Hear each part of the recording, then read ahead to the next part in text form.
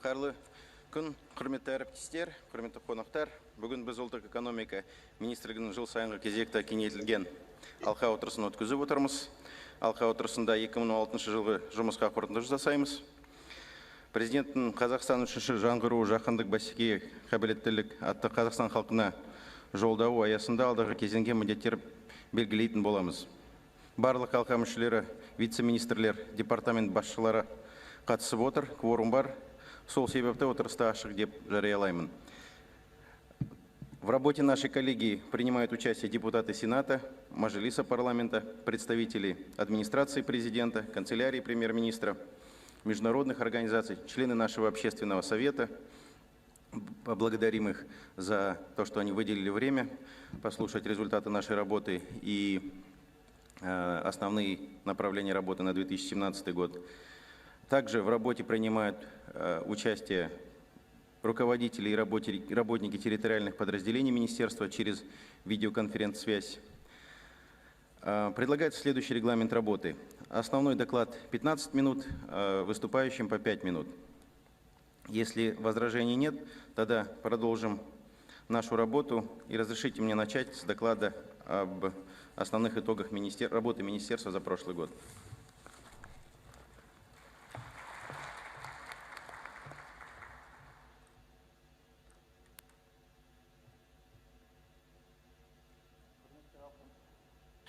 Құрметті алқа мүшелері, мен қонақтар, 2016 жылы министрлік қызметі Қазақстан 20 үйлі стратегиясын, әлемнің ең дамыған 30 елі қатарына кіру тұжырымдамасын, 5 институционалдық реформа мен 100 нақты қадам ұлт жоспарын іске асыруға бағытталды. 2016 жылы жаңа сыртқы және ішкі жағдайларға бейімделу тұрғысынан экономика үшін күрделі жыл болды.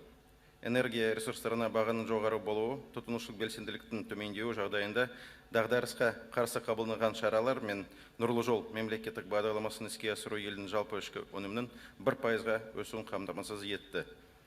Өткен жылы оң серпін мына салаларда байқалды.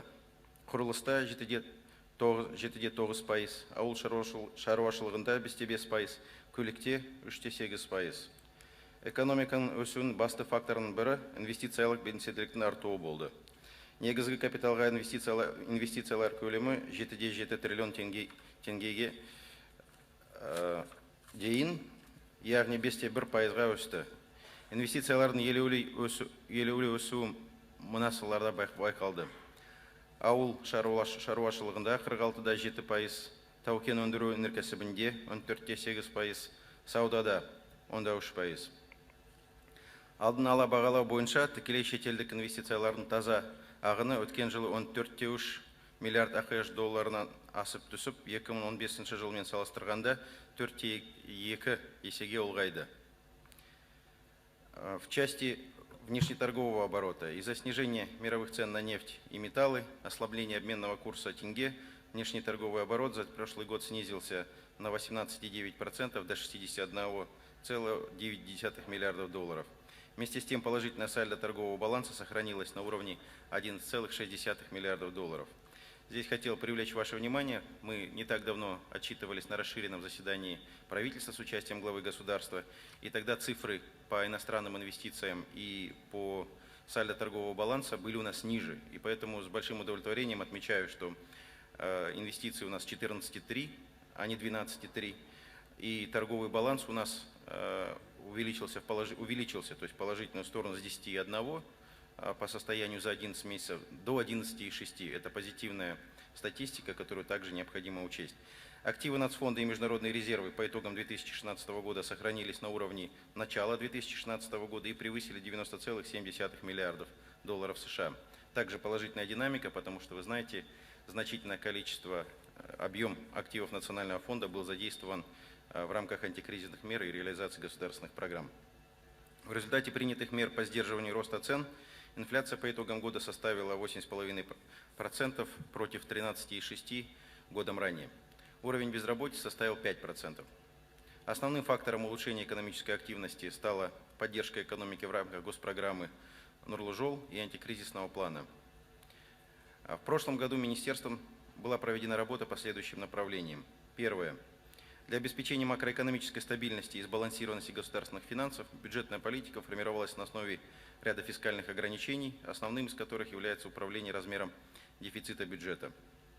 Как вы знаете, в прошлом году главой государства утверждена новая концепция формирования и использования средств Национального фонда, в которой предусмотрено значительное снижение размера гарантированного трансферта из Национального фонда в республиканский бюджет с нынешних 2,880 миллиардов тенге до 2000 миллиардов тенге с 2020 года. Таким образом, нам в наших экономических решениях придется полагаться на доходы бюджета, соответственно, потребуется расширять экономическую активность, расширять налоговую базу. И это одна из главных задач у нас на последующие годы. Второе. На поддержку экономики направлено 1,7 триллиона тенге. В рамках реализации госпрограммы «Нурлы-Жол» было выделено 739 миллиардов тенге и создано более 100 тысяч рабочих мест. Помимо финансовых мер поддержки, приняты меры по улучшению бизнес-климата, развитию конкуренции и регулятивной среды. На 50% сокращено количество разрешений с 708 до 316, уменьшены сроки возврата превышения НДС и регистрации прав на недвижимость с 3 до 1 дня. Усилены права миноритариев, упрощены бизнес-процедуры в сфере строительства. В результате в 2016 году Казахстан в рейтинге Doing Business занял 35-ю позицию среди 190 экономик мира и повысили свой рейтинг на 16 пунктов. Третье. Принят и вступил в силу новый закон о государственно-частном партнерстве, утверждены типовые документы по 7 видам проектов ГЧП в различных отраслях экономики, проведена работа совместно с бизнес-сообществом по сокращению сроков экспертиз и согласований, внесены изменения в ряд правил и методик, которые направлены на активизацию процессов и механизмов ГЧП. Четвертое. 26 декабря прошлого года главами государств Высшим Евразийским экономическим советом был подписан договор о таможенном кодексе Евразийского экономического союза. Как вы знаете, Министерство национальной экономики принимало активное участие в разработке этого документа. Работа велась в течение 3 лет с активным привлечением бизнес-сообщества и в первую очередь по инициативе казахстанской стороны. Таможенный кодекс внесет ряд необходимых новелл, упрощений для усиления транзитного потенциала страны и торговых связей нашего государства. Пятое. В реализацию 53-го шага плана нации министерством была завершена работа по приведению антимонопольного законодательства страны в соответствии со стандартами УСР. Итогом введенных новшеств стала эффективная институциональная среда, которая включает в себя открытые площадки для совместного обсуждения проблемных вопросов, разрешения споров и экспертной среды. Проводимая Казахстаном работа по совершенствованию антимонопольного законодательства была отмечена Организацией по экономическому сотрудничеству и развитию. И Казахстан в июне прошлого года, первым из стран Центральной Азии, был принят в качестве участника в комитет по конкуренции этой организации. Это, кстати, это первый комитет, в котором мы стали полноправным участником из более чем 40 комитетов этой организации. Кроме того, с 1 января текущего года отменено ценовое регулирование со стороны государства на ряде рынков и упразднен реестр доминантов, который нес значительную административную нагрузку на бизнес. Шестое. Казахстан придает особое значение участию в Евразийском экономическом союзе, так как этот союз открывает новые рынки, новые ниши для экономики Казахстана. В прошлом году Казахстан председательствовал в органах Евразес, и в соответствии с инициативой нашего президента 2016 год для Евразийского экономического союза был объявлен годом углубления экономических отношений с третьими государствами и ключевыми интеграционными объединениями. В реализацию этой инициативы были проведены переговоры с Китайской Народной Республикой, приняты решения о начале переговоров с Израилем и Сербией. Также в рамках рабочей встречи в городе Санкт-Петербург прошлого года был дан старт началом переговоров с Исламской Республикой Иран, с Арабской Республикой Египет, Республикой Индия и Республикой Сингапур. Что это дает? Это дает возможности для нашего бизнеса диверсифицировать географию своих поставок, вместе с тем искать дополнительные рынки, с которых можно получать удешевленные комплектующие и продукцию. Таковы основные итоги нашей совместной работы за 2016 год. Теперь, что касается 2017 года. В этом году работа нашего министерства будет направлена на выполнение плана нации 100 конкретных шагов, послание президента Республики Казахстан, третья модернизация Казахстана, глобальная конкурентоспособность. и поручений главы государства и правительства. В частности, работа будет направлена на следующие задачи. Первое. С учетом постепенно улучшающейся внутренней и внешней ситуации мы пересмотрели некоторые параметры развития отраслей экономики и видим в качестве основных драйверов следующее.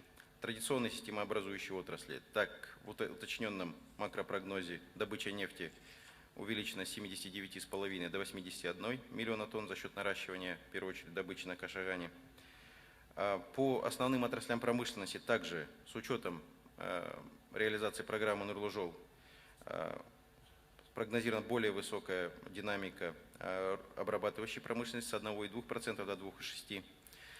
Увеличение транзитных грузов и повышение нашего транзитного потенциала будет способствовать росту в транспортной отрасли до 4%. В целом эти факторы позволят достичь роста по нашему прогнозу ВВП на уровне 2,5%. Второе. В 2017 году будет продолжена работа по сохранению положительных темпов развития экономики и социальной стабильности через поддержку занятости и поддержку доходов населения. Для создания новой индустрии и новой модели роста на ближайшие десятилетия будет принят стратегический план развития Казахстана до 2025 года «Национальная технологическая инициатива». Учитывая социально-экономическую и общественно-политическую важность данного документа, к разработке данного плана стратегического привлечены авторитетные отечественные и международные эксперты. Мы обеспечим широкое общественное обсуждение проекта данного документа. Третье. В текущем году в рамках реализации послания президента будет разработан новый налоговый кодекс. В целом перед нами стоит большая задача по реформированию налоговой системы. То есть мы обязаны сохранить и желательно расширить базу сбора налогов. Вместе с тем мы обязаны переформатировать в целом налоговую систему на достижение целей, указанных в послании. В этой связи мы будем совершенствовать механизмы взимания налога на добавленную стоимость, упрощение налогового администрирования в целом, совершенствование системы недропользователей, то есть нам необходимо повысить привлекательность наших базовых отраслей, обеспечить режимы, позволяющие расширять нашу минерально-сырьевую базу. Таким образом, система налогообложения будет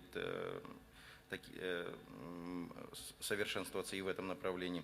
Будут отменены все неэффективные налоговые льготы, которые не отвечают интересам третьей модернизации нашей страны. Далее, в целях приведения, соответственно, национального таможенного законодательства с таможенным кодексом Евразийского экономического союза, который я уже отмечал, будет разработан новый национальный таможенный кодекс. Мы имплементируем нормы таможенного кодекса Евразес и также включим дополнительные нормы, которые обеспечивают упрощение таможенных процедур. Четвертое. В рамках дальнейшего развития бюджетной системы планируется поэтапное внедрение самостоятельного бюджета местного самоуправления на уровне города, районного значения, села, поселка, сельского округа. Самостоятельный бюджет местного самоуправления позволит местному населению напрямую участвовать в распределении средств и решать вопросы по улучшению собственной жизни. Соответствующий законопроект уже проходит обсуждение в Мажилисе парламента нашей страны.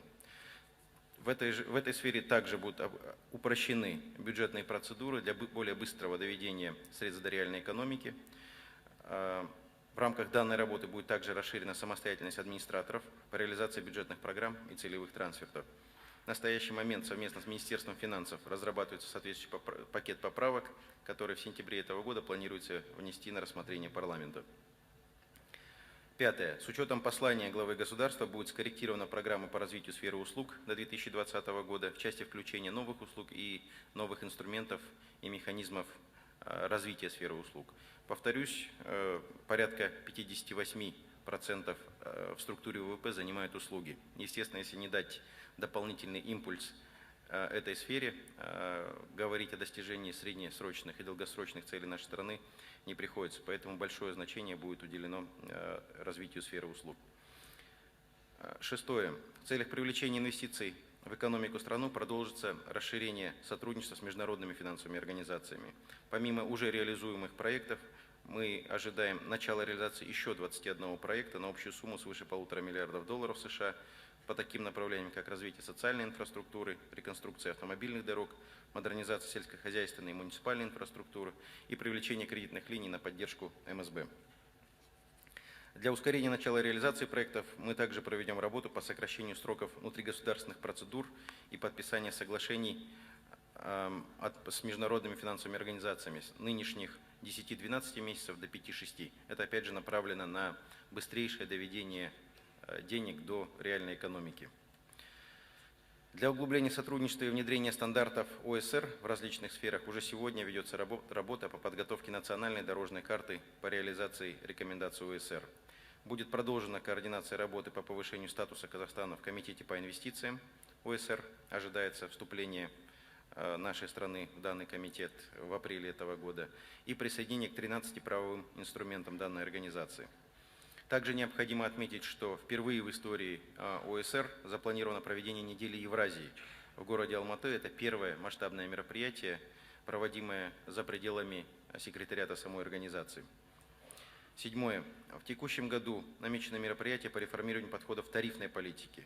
Одним из важных и значимых законов, которые мы разработаем и внесем в парламент, будет закон о естественных монополий. Мы активно сотрудничали с Европейским банком реконструкции и развития в части поиска альтернативных механизмов тарифообразования, в частности через стимулирующие тарифы, и повышения ответственности субъектов естественных монополий за качество и стоимость своих услуг. Зачастую они являются значимым фактором в себестоимости готовой продукции, соответственно, в конкурентоспособности наших предприятий. Поэтому без реформы в данной сфере говорить о глобальной конкурентности нам не придется. В рамках реализации послания главы государства Министерством в соответствии с бизнес-сообществом, другими государственными органами прорабатывается комплекс мер по фронтальному снижению всех видов издержек, в том числе не только по дерегулированию и снижению лицензионно-разрешительной и контрольно-надзорной системы, но и по снижению стоимости услуг в энергетике, транспорте, логистике и ЖКХ.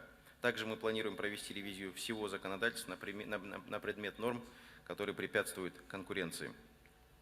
Восьмое. В текущем году будет продолжена работа по передаче несвойственных государству функций в конкурентную среду и саморегулируемым организациям.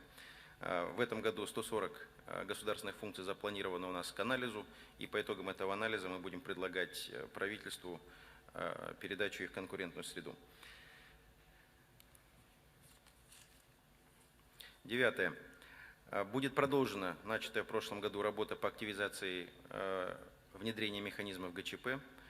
Для комплексного оказания государственных услуг будет внедрена новая форма программная ГЧП. Об этом более подробно скажет Марат Абсеметович. Но просто отмечу, что это одна из новелл, и мы возлагаем большие надежды на реализацию этого механизма. Десятое. В целях дальнейшего улучшения административно-территориального устройства страны планируется пересмотреть критерии отнесения населенных пунктов к сельским и городам районного значения. Будут выработаны рекомендации по оптимизации административно-территориальных единиц на уровне сельских округов. Это позволит определить проблемы и ограничения админтерустройства, которые препятствуют региональному развитию, и разработать соответствующие поправки в законодательство. Также до конца 2017 года мы планируем актуализировать базовый перечень показателей для местных исполнительных органов. 11. В соответствии с поручением главы государства, данным на расширенном заседании, Министерством в этом году будет актуализирован перечень организаций, подлежащих приватизации. Первое. И подготовлен исчерпывающий перечень организаций и предприятий, которые останутся за государством в соответствии с принципами Yellow Pages. На сегодня мы разработали проект постановления, который предусматривает передачу в конкурентную среду дополнительно 138 организаций. Министерством также проводится работа по формированию перечня остающейся в государственной собственности, и соответствующий проект постановления будет внесен до 1 марта. В соответствии с указом президента, уважаемые коллеги, произведена реорганизация министерства. Часть функций в сфере жилищного строительства, санитарно-эпидемиологического благополучия, миграции были переданы в ряд других государственных органов. Соответственно, аппарат министерства соптимизирован. Это позволит нам сфокусироваться на своих ключевых задачах и выступать в качестве экономического штаба правительства, то есть это то, чего ожидает от нас президент, то, чего ожидает от нас премьер-министр. Есть еще большое количество, естественно, направлений нашей деятельности, на которых я не буду останавливаться. В целом же, наверное, пользуясь случаем, хотел в первую очередь поблагодарить весь коллектив министерства, и центральный аппарат, и территориальные органы, и тех наших уважаемых коллег, которые работали с нами в 2016 году, и вот теперь будут работать в составе других министерств, за отличную слаженную работу, которая позволила достичь результатов нам, как министерству, позволила достичь результатов правительству в целом. Большое вам спасибо. 2017 год не будет легким. Он, как вы знаете, ознаменовался посланием президента. Послание носит ярко выраженный экономический характер. От нас ожидают выверенных аналитических решений, от нас ожидают качественной работы. Я думаю, что мы это сможем сделать.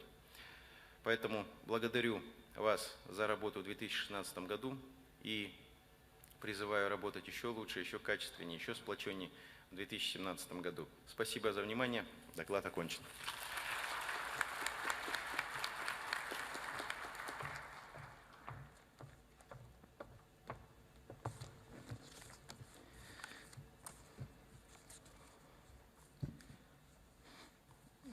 Уважаемые участники, коллеги, разрешите представить слово первому вице-министру национальной экономики Кусаину Марату Абсеметовичу. Он выступит с презентацией по государственно-частному партнерству. Прошу вас. Уважаемый Тимур Муратович, уважаемые коллеги, гости, в соответствии с посланием главы государства народу Казахстана, расширение применения механизма государственно-частного партнерства дает большой потенциал развитию предпринимательства. В этой связи разрешите доложиться о проведенной работе и текущей ситуации по внедрению ГЧП в Казахстане. Для повышения привлекательности проектов ГЧП и их широкого применения, в частности в регионах, за период с 2015 по 2016 годы в законодательство внесен ряд концептуальных изменений. Первое. Предоставлена полная самостоятельность акиматам по планированию, разработке, экспертизе и проведению конкурсов по местным концессионным проектам со стоимостью до 9 миллиардов тенге. Второе. Принят закон о государственном частном партнерстве, позволяющий реализовывать ГЧП во всех сферах экономики и применять в регионах упрощенные процедуры проведения конкурса и заключения контракта для малых форм ГЧП. Третье. На сегодня до регионов доведены лимиты принятия государственных обязательств по проектам ГЧП на 2017 год в размере 351 миллиард тенге. Четвертое. В соответствии с поручением главы государства, министерством в начале 2016 года была проведена широкомасштабная разъяснительная работа в регионах по практическому применению законодательства в сфере ГЧП. По итогам данной работы подготовлены и предоставлены для всех заинтересованных лиц практические рекомендации по реализации проектов ГЧП с приложением готовых и заполненных форм документации по типовым проектам. Пятое. Приняты дорожные карты по развитию ГЧП на 2016-2018 годы на республиканском и местном уровнях. В июне 2016 года в программе дорожной карты бизнеса 2020 предусмотрено применение инструментов субсидирования и гарантирования по кредитам в рамках проектов ГЧП. Седьмое. В декабре 2016 года приказом министерства утверждены типовые документации по детскому саду, общежитию в колледжах, уличному освещению, строительству жилья, физкультурно-оздоровительному комплексу, поликлинике и семейно-врачебной амбулатории. Применение упрощенных процедур с использованием типовых документаций позволяет сократить сроки от экспертизы концепции до заключения контракта до 4-5 месяцев, что 2,5 раза меньше стандартных процедур. В соответствии с предложениями Национальной палаты предпринимателей Атамекен и регионов были внесены изменения в правила планирования и реализации проектов ГЧП по сокращению сроков экспертиз и согласований.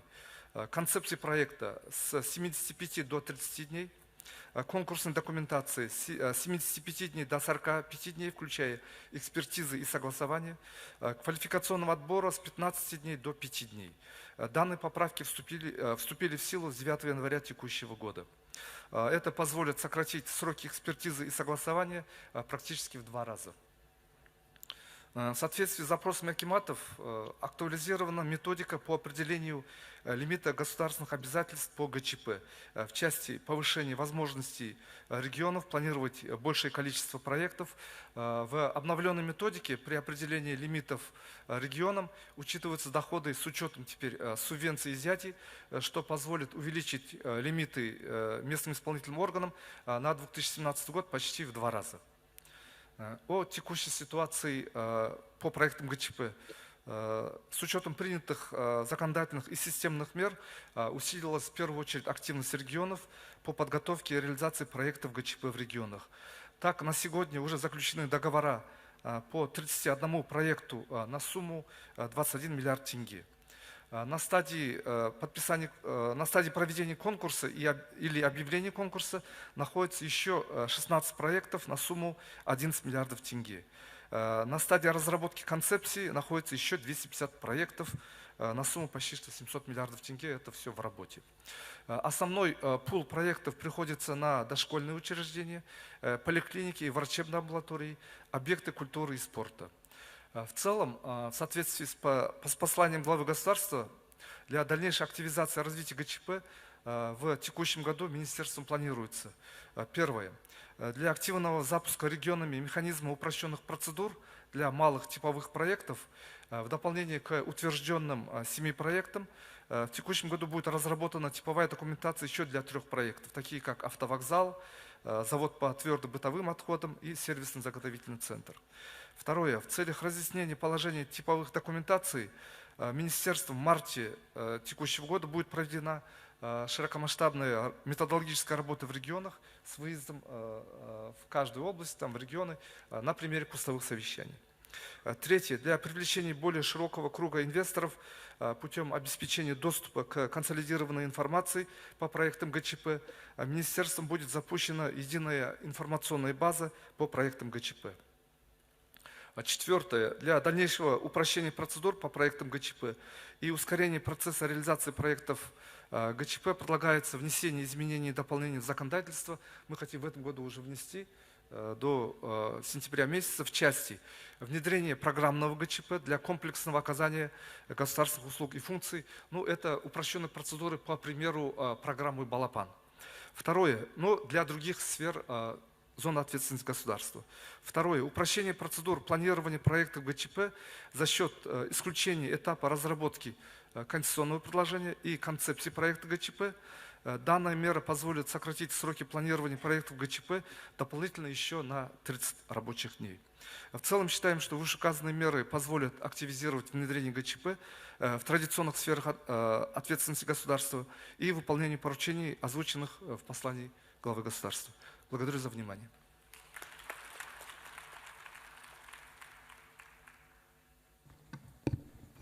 Большое спасибо, Марат Всеметович. Очень интересная презентация. Я уверен, что все, что мы запланировали, мы сможем реализовать. О взаимодействии Казахстана с Организацией экономического сотрудничества и развития доложит вице-министр национальной экономики Абылкасым Мадина Ярасыловна. Прошу вас.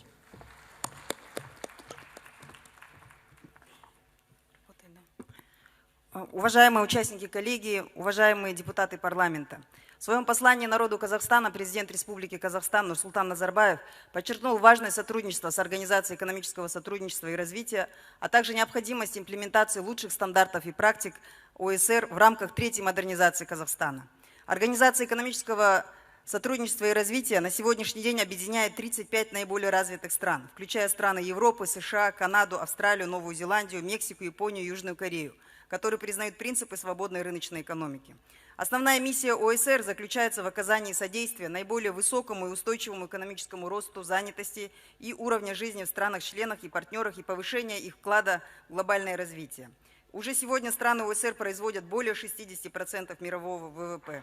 В этой связи поставленная главой государства задача по присоединению Казахстана к ОСР соответствует и направлена на достижение стратегической цели Казахстана по вхождению в число наиболее 30 развитых стран мира в соответствии со стратегией развития Казахстана до 2050 года.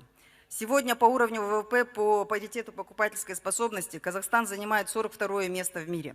Однако вхождение Казахстана в тридцатку наиболее развитых стран мира предполагает не только высокие темпы экономического роста, но и высокие стандарты качества жизни, устойчивость развития на принципах зеленой экономики, дальнейшее совершенствование институциональной среды. В этой связи присоединение Казахстана к этой организации представляет собой комплексную задачу, затрагивающую все сферы государственного управления. Взаимодействие Казахстана с ОСР началось в 2008 году в рамках Евразийской программы конкурентоспособности, включающей 13 стран Центральной Азии, Кавказа и Восточной Европы.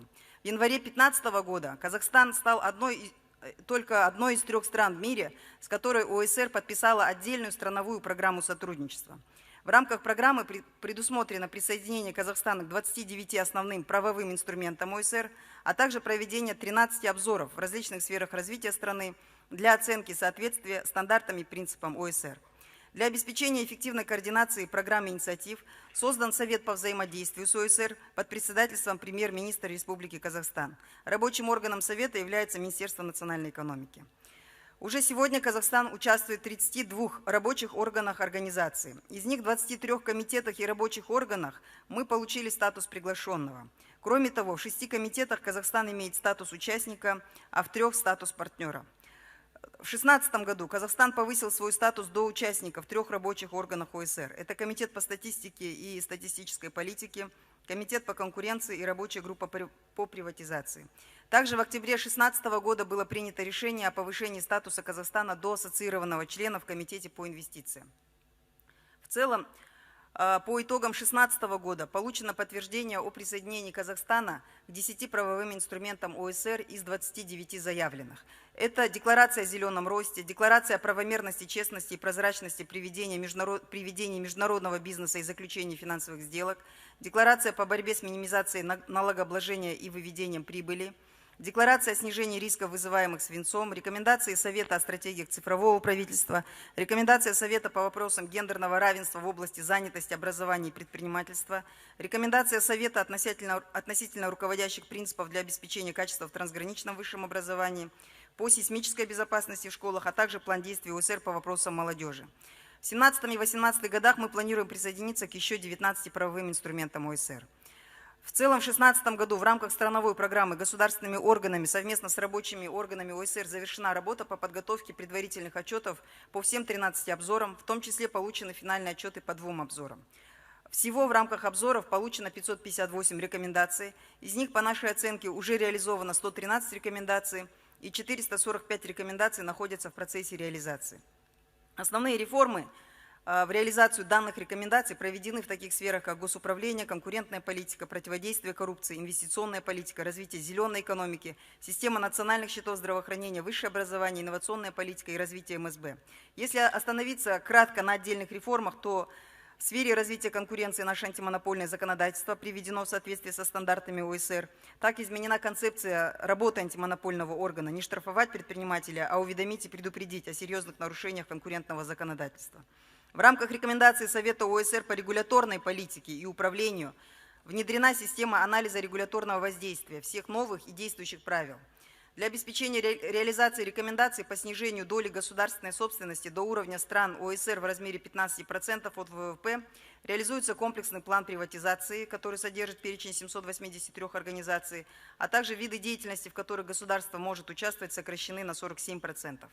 В рамках Декларации о зеленом росте запущена национальная зеленая платформа действий между правительством Республики Казахстан и ОСР, которая направлена на сохранение и восстановление экосистемы, рациональное использование природных ресурсов и мобилизацию зеленых финансов. Приведена в соответствие наша статистика по зеленому росту. Из 54 индикаторов зеленого роста Казахстаном разработано 30 индикаторов, 16 индикаторов будут внедрены в 2017 и 2018 годах. В области обеспечения гендерного равенства порядка 30 стандартов ОСР имплементированы в новую концепцию семейной и гендерной политики до 2030 года, которая принята в ноябре 2016 года. Она предусматривает создание условий для обеспечения равных возможностей и прав для мужчин и женщин в образовании, занятости, предпринимательстве и общественной жизни. В области государственного управления и региональной политики проведена масштабная работа по становлению Института местного самоуправления, предусмотрено внедрение с 2018 года 4-го уровня государственного бюджета, а также расширены возможности граждан участвовать в процессе принятия решений на местах. Начата системная работа по постепенному избавлению от несвойственных государству функций посредством их передачи в конкурентную среду и саморегулирования. Всего планируется передать более 140 функций. В области противодействия коррупции проведен обзор добропорядочности в государственном секторе по 15 направлениям. Начата реализация новой антикоррупционной стратегии, принят закон о государственных закупках в новой редакции. В целом, для дальнейшей реализации остальных рекомендаций ОСР Министерство национальной экономики совместно с государственными органами формируется национальная дорожная карта по имплементации рекомендаций ОСР. Кроме этого, разработан четкий план взаимодействия Казахстана с рабочими органами ОСР, что позволит повысить уровень участия Казахстана в данной организации. В 2017 году планируется реализация ряда новых проектов по таким направлениям, как госзакупки, бюджетное управление, ГЧП, критические риски. Важным шагом в расширении сотрудничества Казахстана с ОСР является решение ОСР о проведении в октябре текущего года недели Евразии в городе Алматы. Целью данного мероприятия является создание условий для дальнейшего укрепления отношений между евразийскими странами и странами-членами ОСР. Сотрудничество с ОСР является стратегическим приоритетом для Казахстана. И Министерство национальной экономики приложит усилия для продолжения работы по имплементации лучших практик и рекомендаций ОСР в процессе дальнейшего совершенствования институциональных реформ и государственной политики страны. Спасибо за внимание.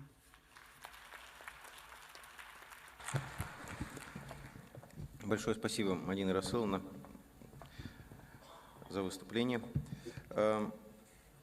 Следующее слово предоставляется руководителю Департамента по регулированию естественных монополий и защите конкуренции по городу Алматы Самбетову Булату Куанышбековичу, который доложит об изменениях подходов госрегулирования в области защиты конкуренции. Булат Куанышбекович, прошу вас. Муратович, уважаемые коллеги, Комитет по регулированию естественных монополий и защите конкуренции в своей деятельности объединяет функции тарифного и антимонопольного регулятора. В этой связи в своем докладе хотел бы в первую очередь доложить о последних изменениях в подходах государственного регулирования в области защиты конкуренции, введенных на основе передовой международной практики. В рамках задач, поставленных главой государства по реализации 5 институциональных реформ, 100 конкретных шагов, реализован двухэтапный переход и изменение концепции работы антимонопольного органа и ее приведение в соответствии со стандартами ОСР. На первом этапе в 2015 году были внесены масштабные изменения в антимонопольное законодательство Республики Казахстан по изменению концепции работы антимонопольного органа на базе обзора ОСР. На втором этапе в 2016 году проведена детализация, внесены поправки в законодательство, направленные на усиление антимонопольного органа, регламентацию его статуса и порядка работы, а также доработку отдельных норм законодательства в соответствии с рекомендациями, отраженных в обзоре ОСР. По итогам реализации первого этапа принят Предпринимательский кодекс Республики Казахстан, в который имплементированы нормы закона Республики Казахстан о конкуренции, а также внесены ряд изменений, направленных на снижение административных барьеров и улучшение бизнес-климата и усиление роли и значения антимонопольного органа. В частности, по данным кодексам внедрены новые инструменты антимонопольного регулирования, такие как институт уведомления о наличии в действиях, бездействиях субъекта рынка признаков нарушения антимонопольного законодательства, позволяющий субъекту бизнеса до начала процедуры расследования исправить свои нарушения без применения мер антимонопольного реагирования. Также введен институт предостережения о недопустимости нарушений законодательства Республики Казахстан в области защиты конкуренции, который позволяет в случае публичных заявлений руководителей предприятий бизнеса или государственных органов заранее предупредить их о недопустимости совершения действий, намерения которых были выражены в публичном заявлении. Введено понятие «картель», которое направлено на более четкое определение признаков самого общественно опасного вида нарушения и совершенствование практики его выявления. Также при антимонопольном органе создана согласительная комиссия по рассмотрению материалов дел о нарушениях в сфере конкуренции до принятия окончательного решения, который позволяет по итогам расследований до принятия решения антимонопольным органам выслушать аргументы субъектов бизнеса. Институт внесения предписаний в адрес государственных органов о необходимости совершения действий, направленных на обеспечение развития конкуренции. Предварительное рассмотрение проектов соглашений субъектов рынка. Второй пакет поправок принят законом от 28 декабря 2016 года о внесении изменений и дополнений в некоторые законодательные акты Республики Казахстан по вопросам конкуренции и жилищного строительства. Данным законом регламентированы задачи, статус и порядок работы антимонопольного органа, а также механизм взаимодействия с правоохранительными органами. Введена отмена изъятий в отношении исключительных прав на интеллектуальную собственность, если соглашение носит антиконкурентный характер и могут создавать угрозу для конкуренции. Введен новый инструмент реагирования антимонопольный комплайнс, который позволяет субъекту совместно с антимонопольным органом выработать принципы и правила поведения на товарных рынках и корпоративные риски совершения правонарушений. С учетом сложившейся положительной практики расширено применение института уведомления, в том числе на недобросовестную конкуренцию и злоупотребление доминирующим положением, за исключением установления монопольно высоких цен. В качестве примеров практической реализации вышеназванных нововведений в антимонопольном законодательстве хотел бы привести некоторые факты по городу Алматы. Так, в части внедрения института уведомления при рассмотрении обращения Департаментом по городу Алматы в действиях ТО DHL Казахстан выявлен признак нарушения законодательства в области защиты конкуренции, выразившийся в оказании курьерских услуг с принуждением к заключению договора на услуги таможенного представителя, по итогам чего внесено уведомление. В отношении введения института предостережения на портале Tengri News появилась статья, где представитель оператора сотовой связи Теле2, комментируя рекламу «Любимый пчелай, никого нет дороже тебя, твой недорогой Теле2», публично заявил: «Мы не остановимся на этом». Хотя ранее за данную рекламу компания была уже привлечена к административной ответственности, в связи с чем в адрес сотового оператора Теле2 внесено предостережение. По вопросу недопущения картельных сговоров, в январе текущего года завершено расследование в отношении ТО «Казахская фармацевтическая компания Медсервис Плюс», ТО «Стофарм» и ТО «ФК Ромат» по факту заключения антиконкурентных соглашений, приведших к разделу товарного рынка по оказанию услуг централизованного хранения и доставки лекарственных средств. Также одним из дел, рассмотренных согласительной комиссией, являются материалы расследования в отношении Карлсберг Казахстан о выявленном факте недобросовестной конкуренции, выраженной в неправомерном использовании наименования места происхождения товара. По результатам заседания согласительной комиссии было поддержано решение о привлечении ТО Карлсберг Казахстан к ответственности. В целом, конкурентная политика на современном этапе проявляет в своем развитии приверженность принципам свободного рынка и минимизации вмешательства государства. С 1 января 2017 года реестр доминантов был полностью отменен и введен новый вид ценового регулирования на общественно значимых рынках в 4 сферах по следующим услугам. Первое – это розничная реализация товарного газа и сжиженного нефтяного газа через газораспределительные установки. Второе – это розничная реализация электрической энергии. Третье – услуги по перевозке грузов железнодорожным транспортом, включая услуги локомотивной тяги. И четвертое – это услуги аэропортов при обслуживании внутренних рейсов. По данным рынкам определен временный период до 1 января 2020 года, на который будет предусмотрено ценовое регулирование. Таким образом, реформирование системы регулирования произошло путем перехода от ценового к антимонопольному регулированию, который является достаточно мягким инструментом, в то же время обладает более жесткими последствиями и в первую очередь финансовыми. Также одним из показателей результата работы антимонопольного органа является наделение Казахстана статусом участника Комитета по конкуренции ОЭСР в июне прошлого года. Доклад окончен. Спасибо за внимание. Спасибо большое, Булат Куанышбекович. На комитете в целом лежит большая задача и с точки зрения выявления норм, препятствующих конкуренции, и с точки зрения борьбы с инфляцией. Мы все понимаем, что инфляция у нас носит в большей части не монетарный характер, поэтому эти узкие места, которые возникают на места, ваша задача своевременно выявлять и с помощью всего инструментария устранять. Следующее выступление также через видеоконференц-связь относительно работы государственной статистики. Это выступление сделает руководитель Департамента статистики Южно-Казахстанской области Абильдабеков Айдар Ахмедбекович. Айдар Ахмедбекұлы, сөз сізге беріледі. Рахмет. Құрметті Тимур Мұратұлы, құрметті алқа отырысының қатысушылары. Статистика елдің экономикасын басқару жүйесінің құрылымдық бөлігі болып табылады. Тек дәйекті және сапалы статистикалық ақпараттардың негізінде әлеуметтік экономикалық даму тенденцияларын объективті бағалап, мемлекеттегі нақты жағдайды түсіне отырып, алға қойылған мәселелерді біз табысты шеше аламыз. ел басшысының алға қойған мақсаттарын іске асыру үшін комитет және оның аумақтық органдары дамудың келесі негізгі бағыттарын анықтады. Бұл қазіргі заманауи ақпараттық технологияларды және әдістемелік ұсыныстарды енгізу, сондай-ақ респонденттермен жұмысты күшейту.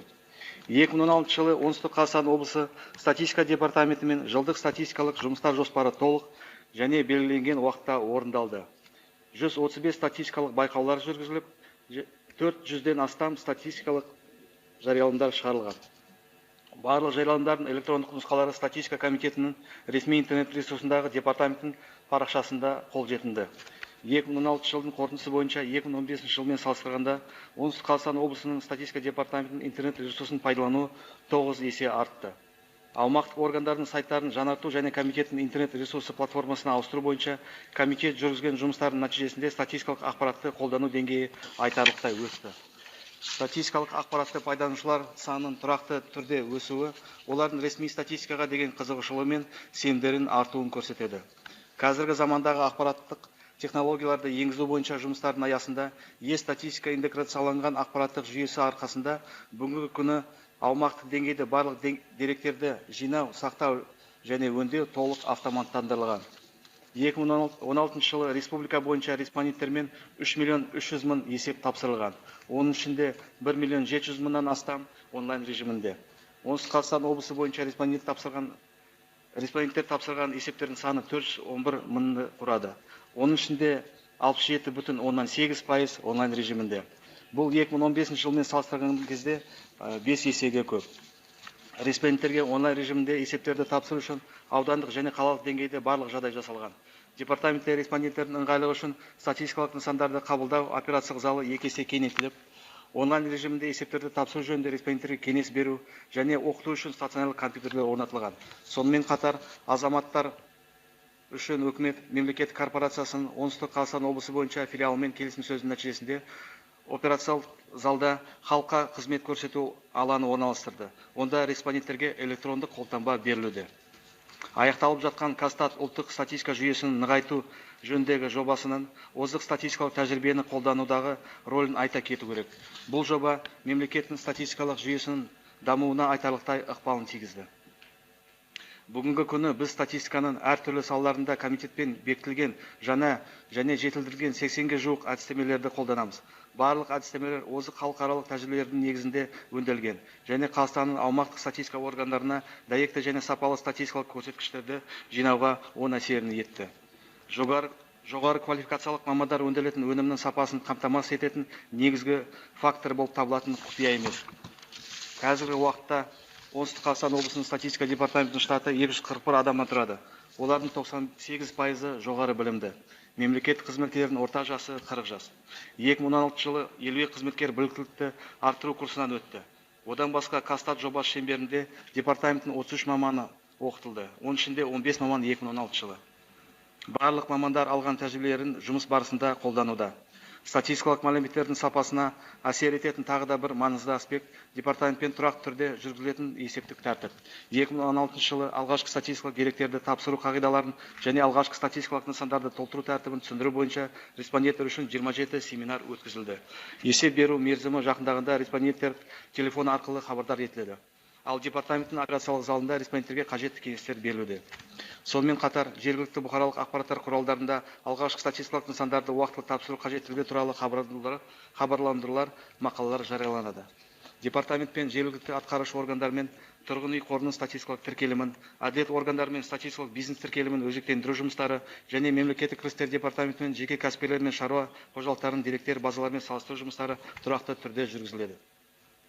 Департаментпен әр шаруашылық бойынша есепке алу деректерін анықтығын нақтылауды жүргізу бойынша үлкен жұмыс атқарылды. 2016 жылы 177 ауылдық округтен 158 округ тексерілді. Тексеру қорытындысында мал саны бойынша үй шаруашылықтары мен электрондық есепке алу бағдарламасындағы деректер арасындағы анықталған сәйкестіктер бойынша 45 ауыл әкімі әкімшілік жауапкершілікке және статистика департамент ұсынысы бойынша 78 ауылдық әкімшіліктерінің лауазым тұлғалары тәртіптік жауапкершілікке тартылған. Мемлекеттік статистиканың дәйектілігін қамтамасыз етудің маңыздылығын ескере отырып, 2017 жылы департаменттің қызметінің келесі негізгі бағыттары болады. Статистикалық жұмыс жоспарын уақытылы және сапалы орындалуын қамтамасыз ету, дәйекті алғашқы деректерді уақытылы алу мақсатында респонденттермен жұмысты күшейту, мемлекеттік статистика саласындағы кейбір заңнамалық актілерге өзгерістер мен толықтырулар енгізу туралы Қазақстан Республикасы заңы жобасын әзірлеуіне қатысу. Назарларыңызға рахмет, баяндама аяқталды. Рахмет баяндамаңызға, жұмысыңыз өте маңызды және жауапты. Рахмет, Айдар Ахметбекұлы. Уважаемые коллеги, все вопросы повестки сегодняшнего заседания рассмотрены. Отчет дан, результаты подведены, задачи на 2017 год поставлены. Поэтому все, что нам остается делать, это выполнять их, как уже говорилось, эффективно, с приложением 100% сил, желания, усердия, и тогда у нас все получится. Большое спасибо хотел бы выразить депутатам обеих палат, которые нашли время, чтобы прийти и поддержать нас. Большое значение, естественно, мы уделяем нашей работе в сфере законотворчества. Без поддержки присутствующих здесь депутатов, конечно, это было бы невозможным. Большое спасибо вам, большое спасибо канцелярии премьер-министра, которая обеспечивает координацию, администрации президента, под чутким руководством которой мы и реализуем поручения главы государства. Большое спасибо вам, уважаемые коллеги, которые присутствуют посредством видеоконференц-связи. Будем надеяться, что в 2017 году мы достигнем еще больших результатов. Большое спасибо. Объявляю заседание закрытым.